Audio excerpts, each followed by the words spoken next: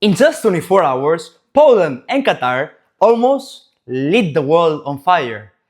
And yes, people just scrolled. 20 years ago, that would have been unprecedented, could have triggered a global crisis. But today, it's the new normal. These micro-escalations are becoming something very usual, which shouldn't be normal, but it is usual in the world that we live in.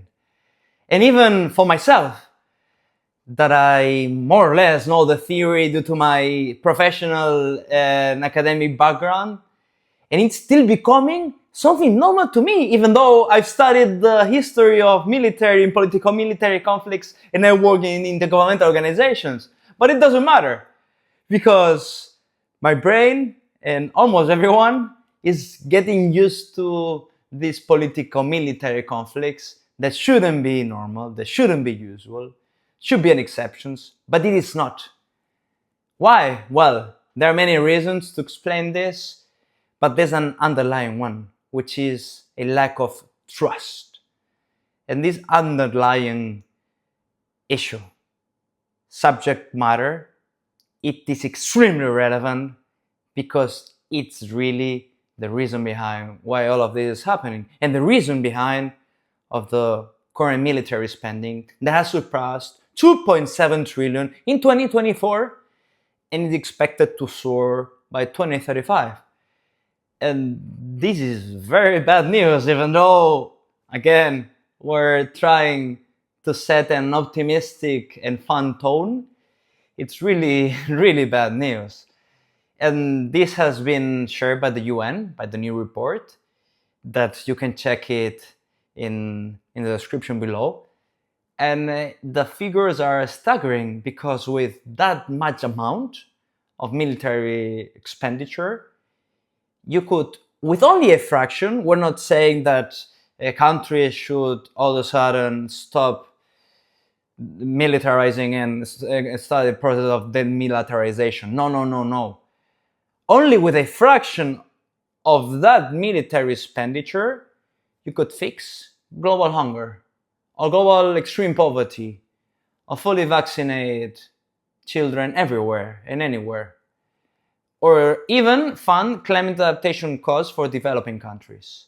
Something that in the UNFCCC and the Paris Agreement, developing countries have been fighting quite a lot, and especially small island developing states. And even though they get a minimal part of the climate adaptation fund, this is still a fraction of the fraction of what we're talking when it comes to redistributing the military expenditure. So yes, those issues, which are a huge one and are one of the biggest humanitarian challenges, could be solved almost in a couple of years if only a tiny fraction could be redistributed to those challenges.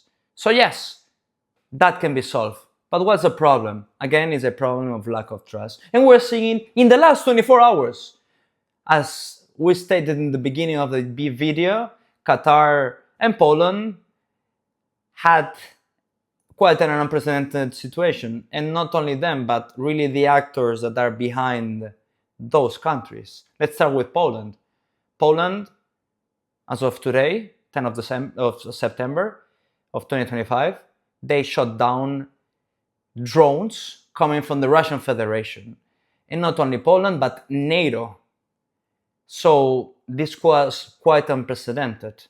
Obviously, it wasn't most likely, we will never know the intentions probably, directly to any specific target in Poland, but they were in the border. So still, they had to shut them down. And that's quite an unprecedented situation that raised tensions, even though only a couple days ago or weeks, there has been many efforts of trying to have a ceasefire and a peace agreement between the Russian Federation and the United States, obviously with Ukraine and the European counterparts in NATO playing a relevant role there.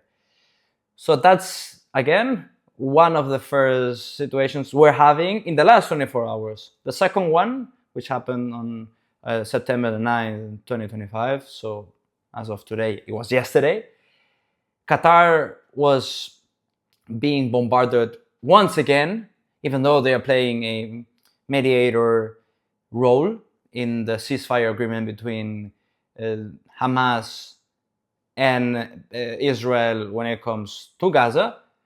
And still, they were bombarded by Israel, and some Hamas senior officials were killed in that military operation. And we're not talking about, again, which is a tragedy, a military operation in many other places in the world that you could theoretically take for granted that something like that could happen, for example, in Iran, or for example, again, in Gaza, as there's a conflict between Israel and Hamas. No, this happened in Qatar, which is one of the richest countries and a very tiny country in the world, that is playing like a mediator role between Hamas and Israel. And and this is very important, it's an ally, a friend of the United States. It's quite unprecedented that this is happening again. And these two events happened in the last 24 hours, while the report of the UN was shared. So it wasn't a coincidence. It was a coincidence, sorry. So that's the most intriguing part of it. I was going to make this video anyways when it comes to analyzing the report.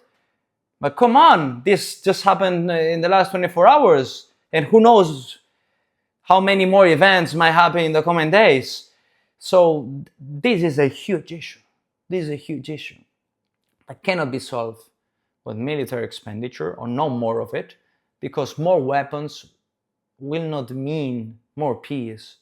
We're not saying that all countries need to stop investing in military. Unfortunately, they have to. They have to continue spending, unfortunately, because of the world that we live in. But surpassing certain thresholds become counterproductive, as countries won't be able to solve many of the other issues they have, including the ones we stated: poverty, hunger, health-related issues, and so on, but also issues of the most developed countries and the richest countries in the world. For example, the pension system, or housing crisis, and so on. So it's a matter of, obviously, choices, because budgetary allocations are determined by political choices. And political choices are an option. This is a pathway. It's not necessarily the only way forward, even though it seems like it in the world that we live in. But this can be changed. And yes, this is a choice. And that's where our optimism comes from, really. By making a political choice of investing, obviously, partially of a part of the budget in military expenditure, but also in many other issues, related issues, also in your country, but also outside of your country, humanity could become a much more secure species. Your country, your community, yourself, you will be able to live in a much more secure world, as financing the pillars of society make that in the short to medium to long run, our society, our civilization becomes much more prosperous, obviously, if those choices are the correct ones.